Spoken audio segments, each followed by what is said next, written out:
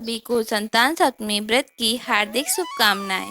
इस वीडियो में हम आपको संतान सप्तमी कब है, उसकी पूजन विधि और महत्व के बारे में बताएंगे। इस बार संतान सप्तमी का व्रत 22 सितंबर 2023 शुक्रवार के दिन किया जाएगा। भाद्रपद मास की शुक्ल पक्ष की सप्तमी तिथि के दिन संतान सप्तमी का व्रत एवं पूजन किया जाता है। इसे मुक्तावरण व्रत और ललिता सप्तमी व्रत के नाम से भी जाना जाता है। इस दिन का व्रत महिलाएं अपनी संतान के लिए करती हैं। ऐसी मान्यता है कि इस दिन का व्रत करने से संतान को भी संतान प्राप्ति होती है, संतान दीर्घायु होती है, उनके दुखों का नाश होता है और उनको आरोग्य की प्राप्ति होती है। संतान प्राप्ति, संतान की सुरक्षा और उनकी लंबी उम्र के लिए करें। संतान सप्तमी व्रत को ललिता सप्तमी व्रत और मुक्तावरण व्रत भी कहा जाता है। संतान सप्तमी का महत्व पौराणिक ग्रंथों के अनुसार इस दिन का व्रत करने से उत्तम संतान की प्राप्ति होती है। संतान के अच्छे स्वास्थ्य, उसकी लंबी आयु के लिए कामना के साथ इस व्रत एवं पूजन करने से संतान के लिए सदा ही शुभ होता है। इस व्रत को करने से सुख और सौभाग्य में वृद्धि होती है। संतान सप्तमी की पूजन विधि। संतान सप्तमी के दिन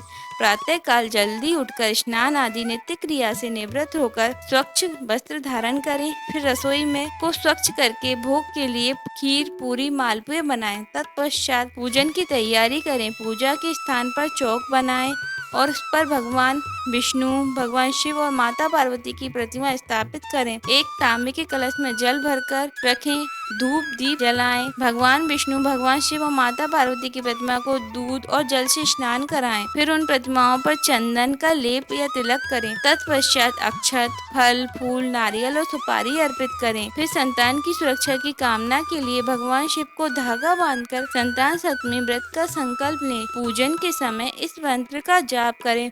ओम ह्रीं सृष्टि देवाय स्वाहा। खीर, पूरी और मालपुए का भोग लगाएं। फिर संतान सप्तमी की कथा कहें या सुने।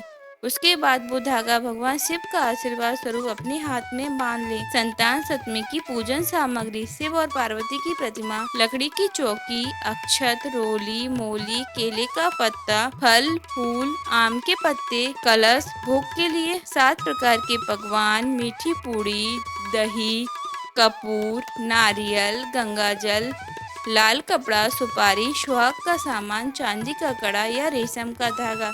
अगर आपको हमारी वीडियो पसंद आई तो प्लीज़ हमारे वीडियो को लाइक करें, हमारे चैनल को सब्सक्राइब करें और अपने दोस्तों के साथ शेयर भी करें।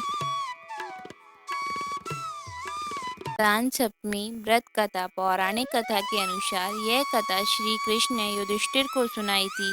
एक बार मथुरा में लोमश ऋषि आए। देवकी और वसुदेव ने भक्ति पूर्वक उनकी सेवा की। देवकी और वसुदेव की सेवा से प्रसन्न होकर लोमश ऋषि ने उन्हें कंस द्वारा मारे गए पुत्रों के शोक से उबरने का उपाय बताया और कहा कि उन्हें संतान सप्तमी का व्रत करना चाहिए। लोमश ऋषि ने देवकी और वसुदेव को व्रत की विधि और कथा सुनाई, जो इस प्रकार है। अयोध्यापुरी नगर का प्रतापी राजा था जिसका नाम नहुष था। उसकी पत्नी का नाम चंद्रमुखी था। उसी राज्य में विष्णुदत्त नाम का एक ब्राह्मण भी रहता था। उसकी पत्नी का नाम रूपवती था। रानी चंद्रमुखी और रूपवती सखियां थी।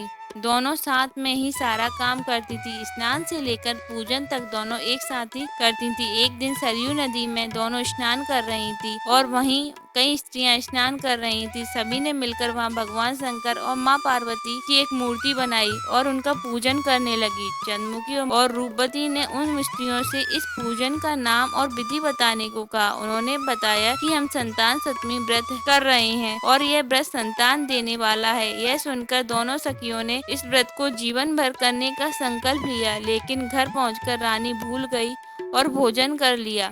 मृत्यु के बाद रानी बानरी और ब्राह्मणी मुर्गी की योनि में पैदा हुई। कालांतर में दोनों पशु योनि छोड़कर पुनः मनुष्य योनि में आई। चंद्रमुखी मथुरा के राजा पृथ्वीनाथ की रानी बनी तथा रूपमती ने फिर एक ब्राह्मण के घर में जन्म लिया। इस जन्म में रानी का नाम ईश्वरी था तथा ब्राह्मणी का नाम भूषणा था। भूषणा का विवाह राजपुरोहित अग्निमुखी के साथ हुआ था। इस जन्म में भी उन दोनों में बड़ा प्रेम हो गया, लेकिन पिछले जन्म में व्रत करना भूल गई थी। रानी को इस जन्म में संतान की प्राप्ति नहीं मिला, लेकिन भूषणा नहीं भूली थी। उसने व्रत किया था, इसलिए उसे सुंदर और स्वस्थ 8 पुत्र हुए। संतान न होने के कारण रानी परेशान रहने लगी। तभी एक दिन भूषणा उन्हें मिली भूषणा के 8 पुत्रों को देखकर रानी को जलन हुई और उसने बच्चों को मारने का प्रयास किया, लेकिन भूषणा के किसी भी पुत्र को नुकसान नहीं पहुंचा और अंत में रानी को क्षमा मांगना पड़ा। भूषणा ने रानी को पिछले जन्म की बात याद दिलाई और कहा कि उसी के प्रभाव से आपको संतान प्राप्ति नहीं हुई है। मेरे पुत्रों को चाहकर भी आप नुकसान नहीं पहुंचा पाई। यह सुनकर रानी ने विधि पूर्वक संतान सुख देने वाला मुक्ताभरण व्रत किया, जिसके बाद रानी के गर्भ में भी संतान का जन्म हुआ। जय हो संतान सप्तमी व्रत की।